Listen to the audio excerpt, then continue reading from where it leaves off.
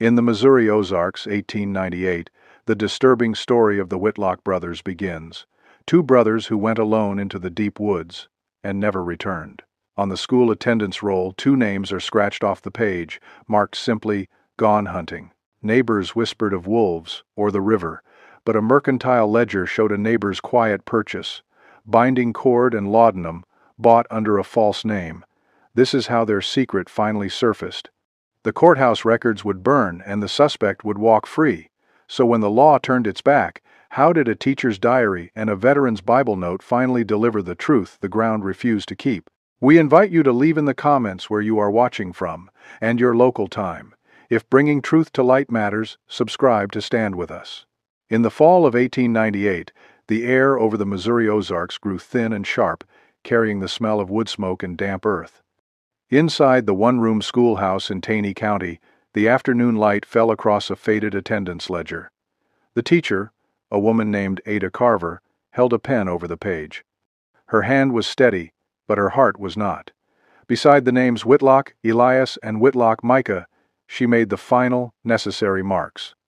The ink scratched into the paper, a sound as grim and final as a shovel striking stone. Then, in the margin, she wrote the 4 words that the county would whisper for the next half-century. Gone hunting never came back. The story, they all thought, would end right there, a sad footnote in a school record book, a local tragedy swallowed by the hills. They were wrong. The story was just beginning. Elias Whitlock was 17, built like a young oak, with quiet hands that knew how to fix a fence post or sight a rifle. He carried the weight of his family's hard-luck farm without complaint. His younger brother Micah was 15, leaner and quicker, with a mind that wandered. He saw faces in the clouds and stories in the shape of creek stones. He followed Elias everywhere. Since their mother's passing 2 winters before, the brothers had become a single unit, their silence and their purpose bound together. Their father, a man worn down by grief and poor soil, watched them go that evening. It was a Tuesday. They walked out with 2 rifles, a single bag of provisions, and the family's old hound, a dog named Blue. Their task was simple: bring home meat for the coming winter. They were last seen by a neighbor, a trapper checking his lines, crossing the low-water bridge at dusk. The 2 boys and their dog were just shapes against the fading orange light, stepping from the known world into the deep, tangled woods that guarded Pigeon Roost Hollow. They did not look back. For the first week, there was only worried patience.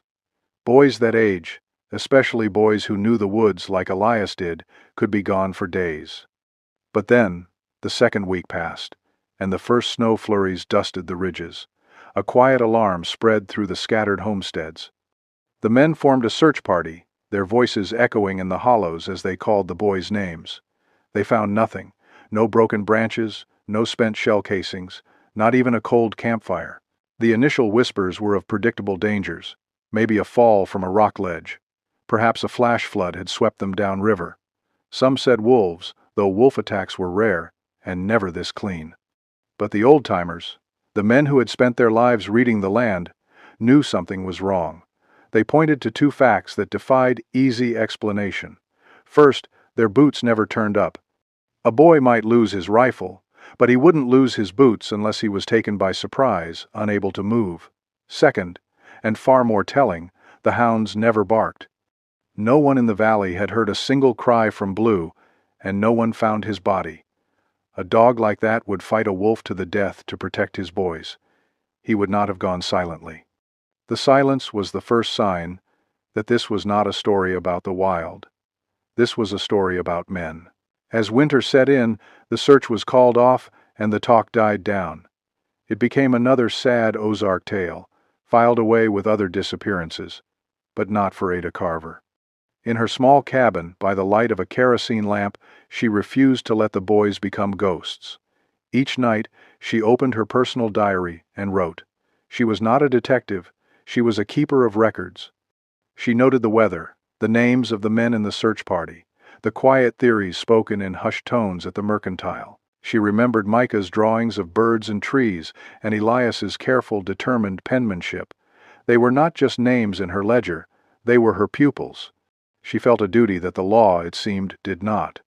While the county sheriff shrugged and moved on, Ada Carver kept watch. She listened. The turn came on a cold Saturday in November. Ada had gone to the local mercantile for flour and salt. The place was run by an old man with a sharp memory. She was asking about the boy's father, how he was holding up, when the storekeeper mentioned something odd. He was reviewing his credit book the other night, he said, and a particular entry had stuck in his mind. He pulled the heavy, leather-bound volume from under the counter and laid it open. The pages were filled with the neat, looped handwriting of his wife, detailing every transaction on credit. He ran a finger down a column of names from the week the boys vanished. There it was.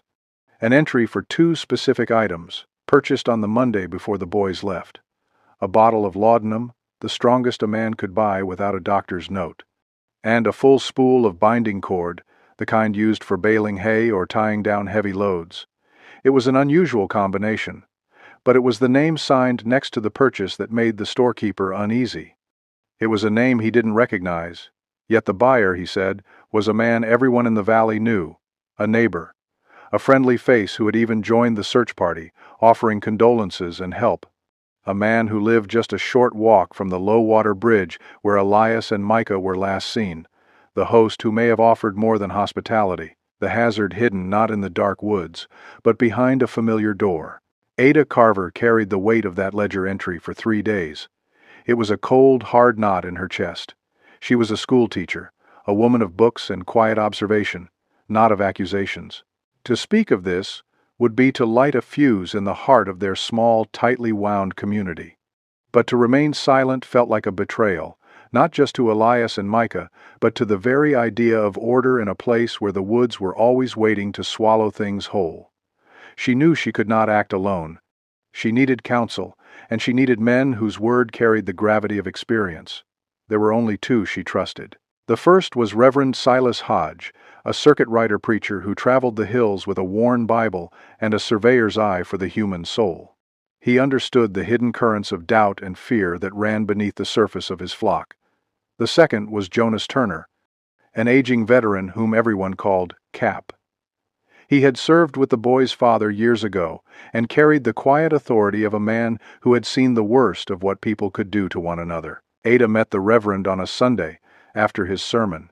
She showed him her notes, the copy of the mercantile entry written in her neat hand. He listened without a word, his gaze fixed on the winter-bare trees outside the church window.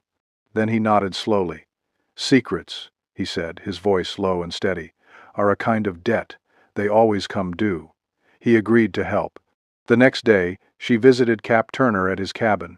He was splitting firewood, the rhythmic crack of his axe, the only sound in the cold air. She laid out the same facts for him. He stopped his work, leaned the axe against the woodpile, and looked not at her, but toward Pigeon Roost Hollow. "It's never the wolves," he grunted.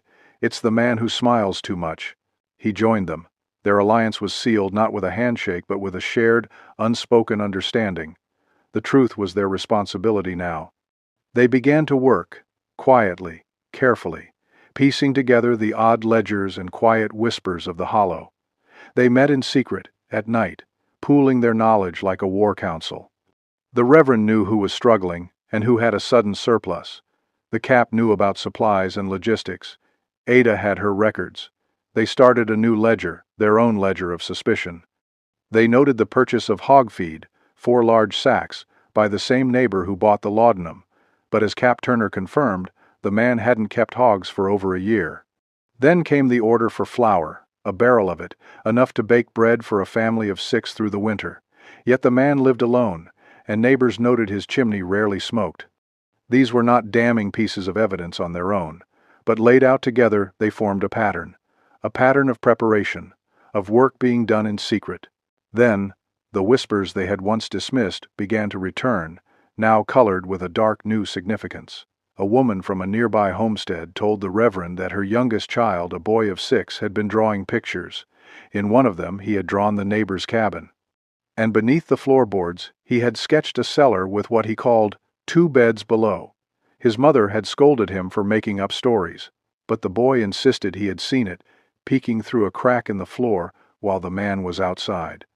Another story came from a trapper, a man who had been checking his lines deep in Pigeon Roost Hollow around the time the boys vanished.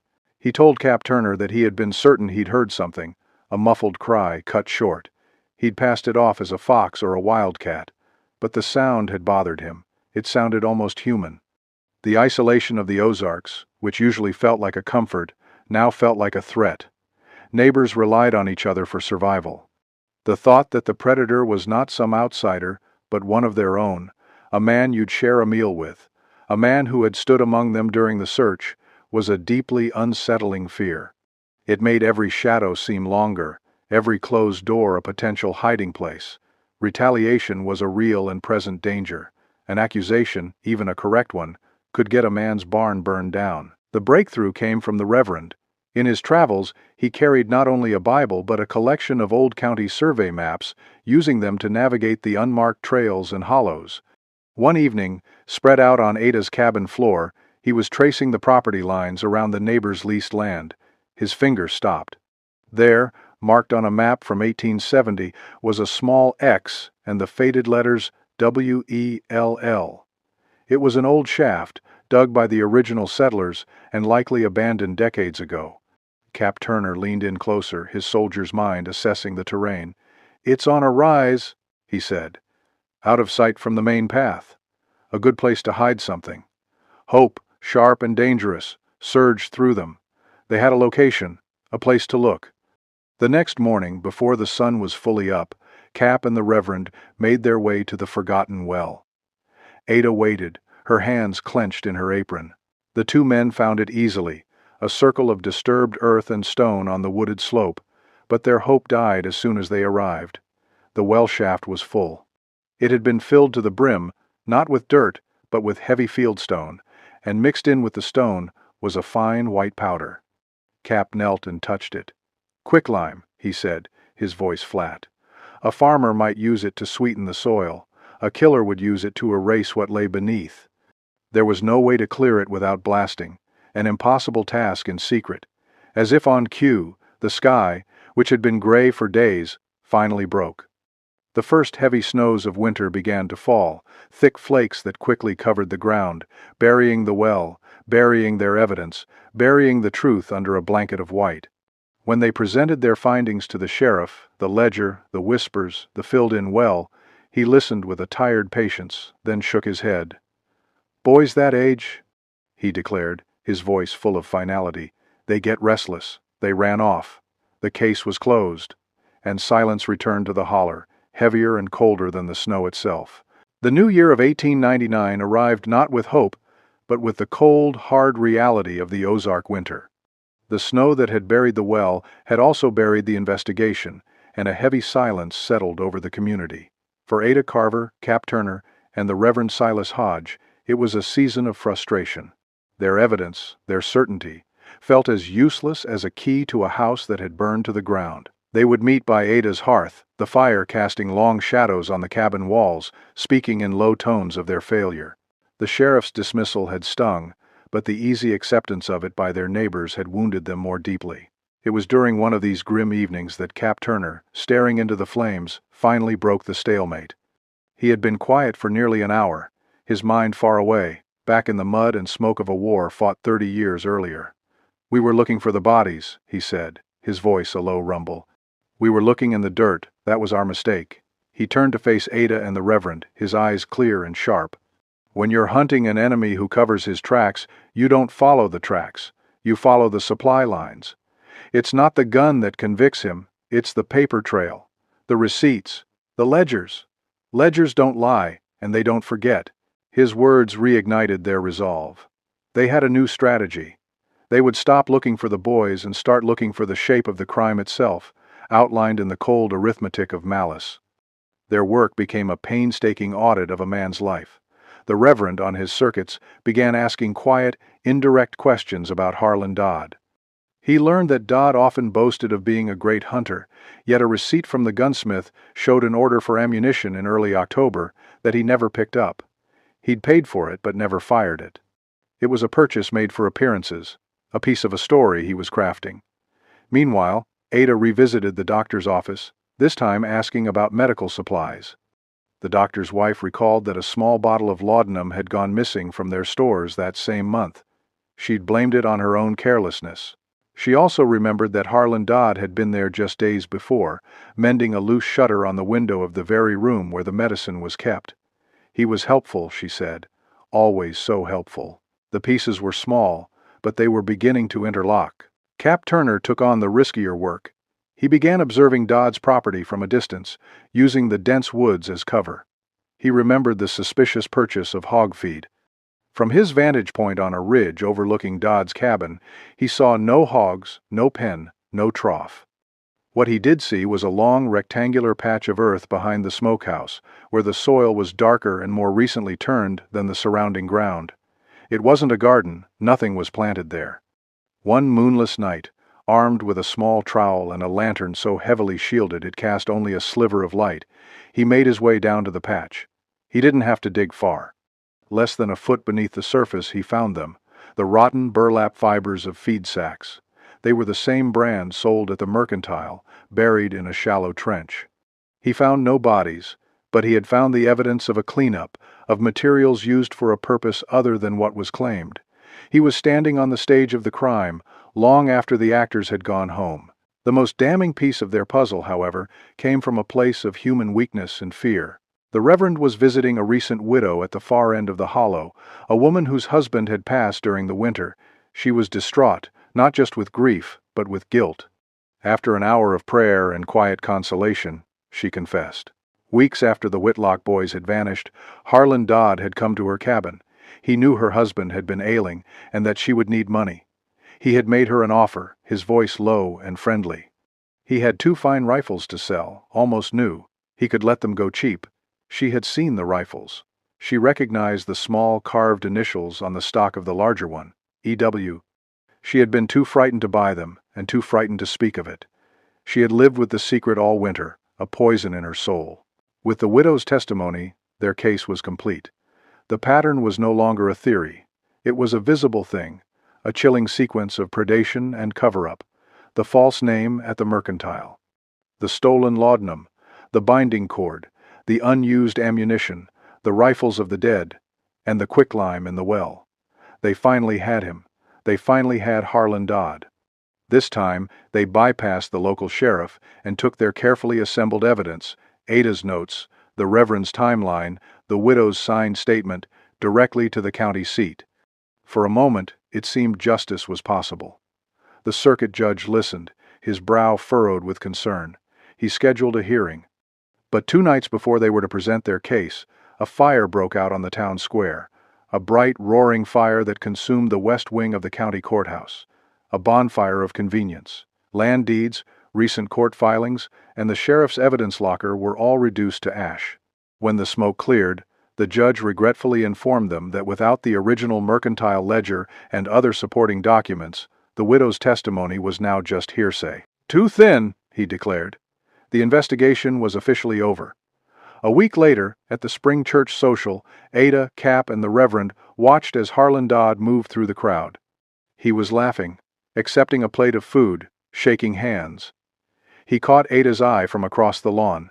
He stopped laughing. And then, he smiled. A slow, knowing, triumphant smile. The community, trapped between suspicion and fear, looked away. The case wasn't just closed. It felt like it had been erased. Time, in the Ozarks, moves differently. It grinds away at rock and memory with equal force. Decades passed. The dirt road became a gravel one, and eventually a strip of asphalt. The old one-room schoolhouse was boarded up.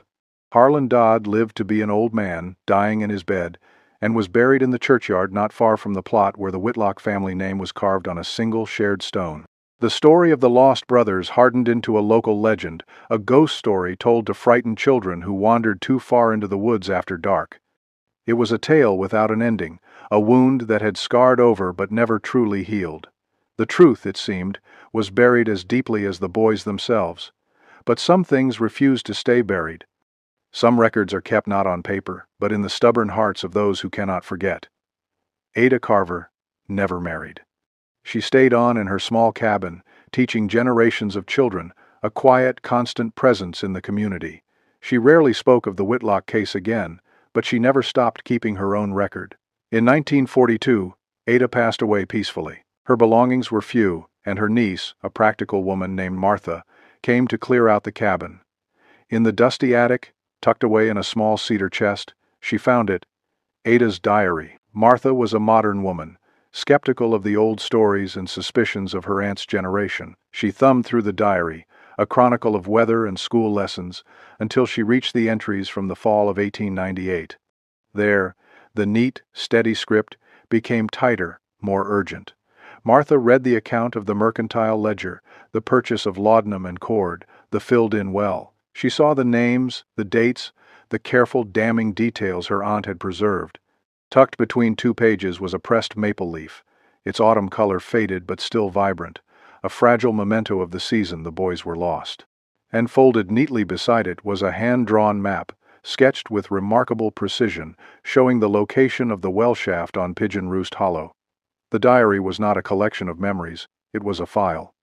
An indictment waiting for a court that had never been convened.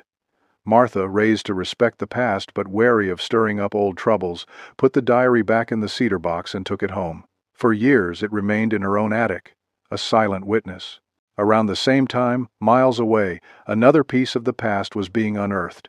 The grandson of Cap Turner was going through his grandfather's effects. The old soldier had left behind little of value, a tarnished medal, a few faded photographs. But inside the worn family Bible, a book the grandson had seen his grandfather read 1,000 times, he found a note. It was written in the margin of a passage from the book of Job, a section about hidden things being brought to light. The ink was faint, the handwriting cramped, but the words were clear. "They lie below Pigeon Roost," the note read. "Never forget." The grandson, who had grown up hearing the ghost story of the Whitlock boys, felt a chill run down his spine. This was not a story. It was a charge, a duty passed down from a man who had died with the weight of an unsolved crime on his conscience. He placed a call to the local historical society, a call that would eventually connect him with a woman named Martha Carver. But it was the land itself, finally, that began to give back what it had held for so long. The summer of 1951 was one of the worst droughts in Missouri history. The creeks and rivers shrank, pulling back from their banks to reveal bottoms that had not seen sunlight in living memory. One afternoon, a boy fishing in the now shallow creek that ran along the base of Pigeon Roost Hollow saw something glinting in the mud. He pulled it out. It was the rusted, corroded barrel of a rifle. Further downstream, he found a second one. The wooden stock rotted away, but the metal parts intact. When the rifles were taken to the town's oldest residents, a few still remained who remembered.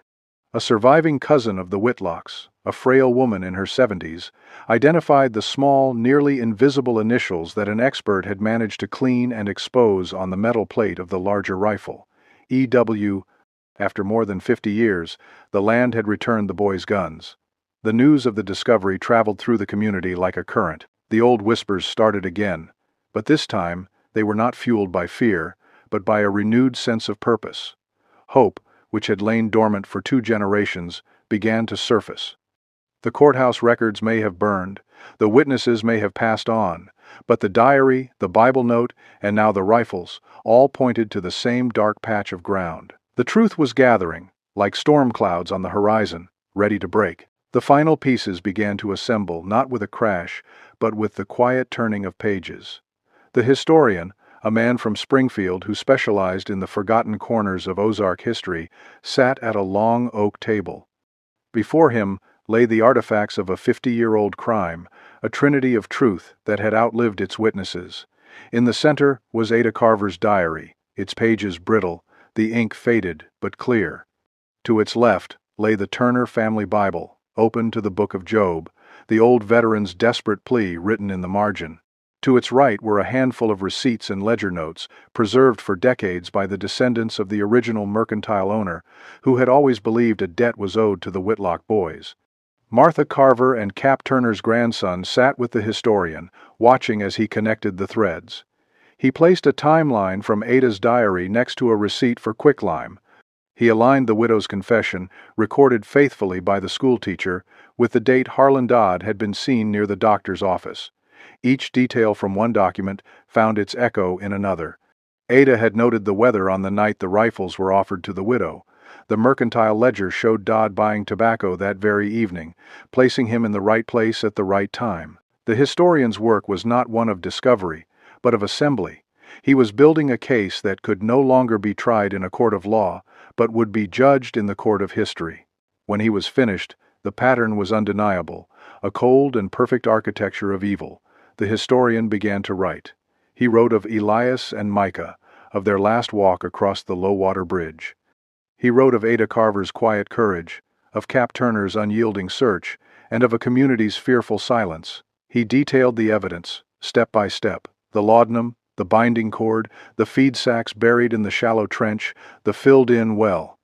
He described the courthouse fire not as an accident, but as a calculated act of erasure, and then, for the first time in print, he did what the law had failed to do. He named the predator. He wrote the name Harlan Dodd not as a suspect, but as the man responsible. The story was published the following year, in a volume titled Annals of the Ozark Frontier. It was not a bestseller, but it found its way into every library and county office in the region. The effect was quiet, but absolute.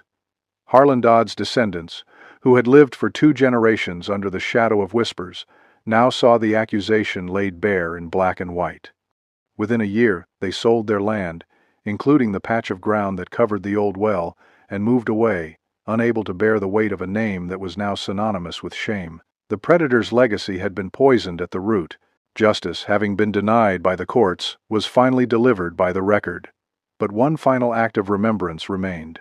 In the fall of 1954, the community gathered in the overgrown yard of the old schoolhouse. A simple granite marker had been placed near the spot where the school's front steps once stood. It was paid for by the collections of churchgoers and the donation of Cap Turner's grandson. On it were carved 2 names, Elias Whitlock and Micah Whitlock. The new pastor, a young man who had read the historian's account, stood before the small crowd. He did not deliver a sermon. Instead, he opened a replica of the old school attendance ledger. He read the 2 names aloud into the crisp autumn air. Then he read the 4 words that Ada Carver had written so long ago, "Gone hunting, never came back." He paused, letting the words hang in the silence. Then he closed the book and added 2 more, "Found at last." Harlan Dodd had escaped trial, but he had not escaped history. He had buried his crime under stone and quicklime, but the truth had surfaced through the persistence of a teacher's ink and a veteran's memory. The land, in its own slow time, had remembered. And in the Ozarks, where stories are passed down by firelight, the tale of the Whitlock boys became something new. Not a ghost story to scare children, but a cautionary tale for the living, a warning that some secrets will not rest easy in the soil that was meant to hide them.